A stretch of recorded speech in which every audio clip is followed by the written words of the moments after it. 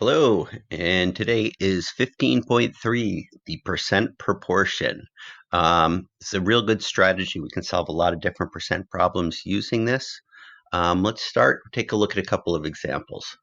So, in the first one here, they just set this one up to look like a ratio table and kind of help you to see where the setup is coming from.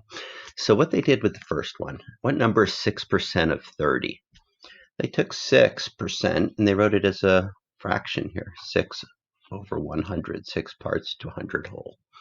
Now, this is a ratio table, but if we set it up as a proportion, it would look like this, 6 over 100 equals something out of 30.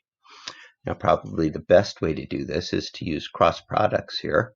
30 doesn't go in evenly to 100, so we multiply 30 times 6 equals 180.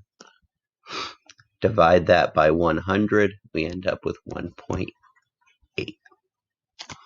Let me give you what this formula looks like here, or this model looks like.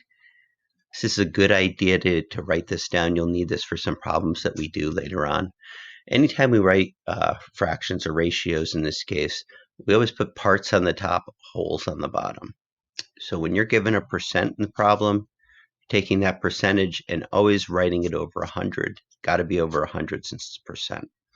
Then on the other side, some problems will give us a part, some problems will give us a whole, and it's up to us to try and figure out the best place to put those. Now, a little clue here is I've written in blue. That word is usually used when they're talking about the part in the problem. And the word of is usually referring to the whole in the problem. And you'll see what that looks like on the next page.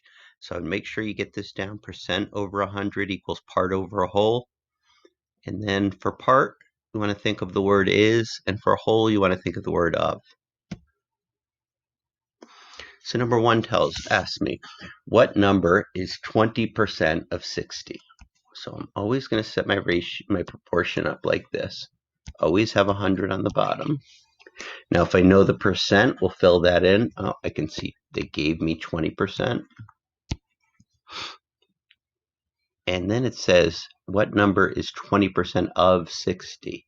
That of 60 tells me that 60 is the whole in this problem. And we're finding what number is the part, the 20% part.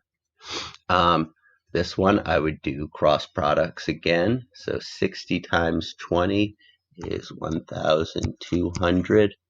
Divide it by 100, move the decimal 2 places, we end up with 12. So 12 is 20% of 60. 35 is what percent of 70? Well, when we set this one up, they didn't tell me the percentage here.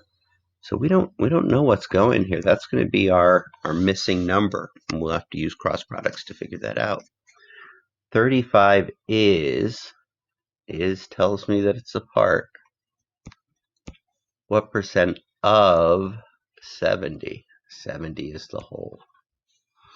Now, could do cross products here, but I can see that 35 is half of 70. So x would have to be 50 in this problem. So 50% would be our answer, 50 out of 100. But since it asks for it as a percent, we write that in as our answer.